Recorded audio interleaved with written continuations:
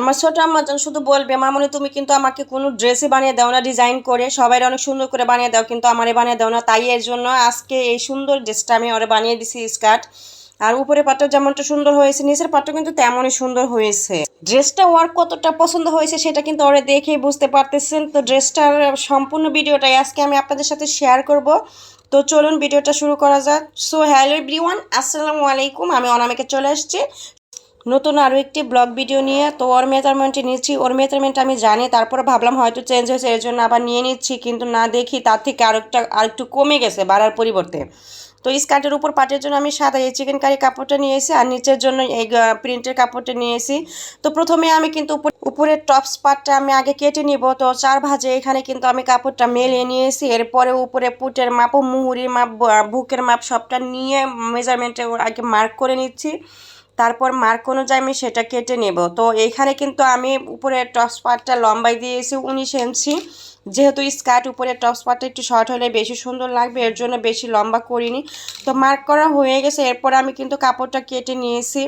তো কাপড়টা কাটা হওয়ার পরে এখানে কিন্তু আমি একদম মার্ক করে নিয়েছি, সেই অনুযায়ী আমি কাপড়টা কেটে নিয়েছি। আর মেজারমেন্টের থেকে সবসময় আমি 1 থেকে 1.5 ইঞ্চি পরিমাণ কাপড়টা বাড়তি নিয়ে কাটি। এরপরে কিন্তু নিচের পাটটা কেটে নিয়েছি, আর নিচের পাটটা কেটে নেওয়ার পরে একটু মানে রুমাল শার্টে কাটা হয়েছে, তো যে কাপড়ের পানাও কম ছিল তাই একটু জোড়া পড়ে গেছে। তো এরপরে পাইপিংয়ের জন্য ক্রস করে আমি কিছু কাপড় কেটে নিয়েছি কয়েকটা, যেহেতু গলায় আর বগলে লাগাইতে হবে, এর জন্য যে আমি হাতা দেব না। তো গলাটা কিন্তু অলরেডি হয়ে গেছে, সামনের পাট এবং পেছনের পাট। আর আমি চেনও দিয়েছি, যেহেতু ছোট মানুষ জামা এমনিতে পরতেও পারবে না, খুলতেও কষ্ট হবে না, আবার পরতেও কষ্ট হবে, এর জন্য চেন দিয়েছি সবসময়। আর টপসটা বানানোর পরে দেখি সামনের পাট না একদম খালি খালি লাগতেছে, একটু ডিজাইন করলে হয়তো সুন্দর লাগবে, এর জন্য একটা ফিতা বানিয়ে নেওয়ার পরে এরকম করে লাগিয়ে দিচ্ছি।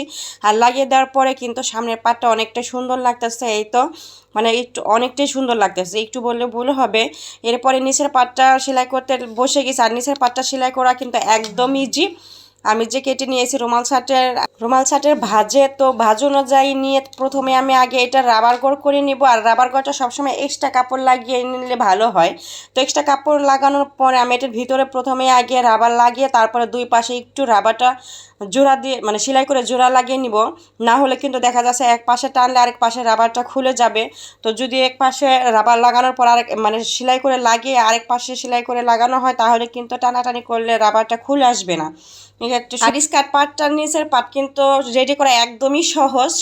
রাবার লাগিয়ে নিচে সেলাই করে আর দুই পাটে এক পাশে করে সেলাই করলে স্কার্টটা একদম রেডি হয়ে যায়। তো এই তো রেডি হয়ে গেছে অলরেডি। আমার আম্মাজান কিন্তু ড্রেসটা পরে অনেকটাই খুশি, অনেক পছন্দ হয়েছে। দেখেন ড্রেসটা কিন্তু অনেক সুন্দর লাগছে। তো আজকে ভিডিওটা এ পর্যন্তই। আল্লাহ হাফেজ।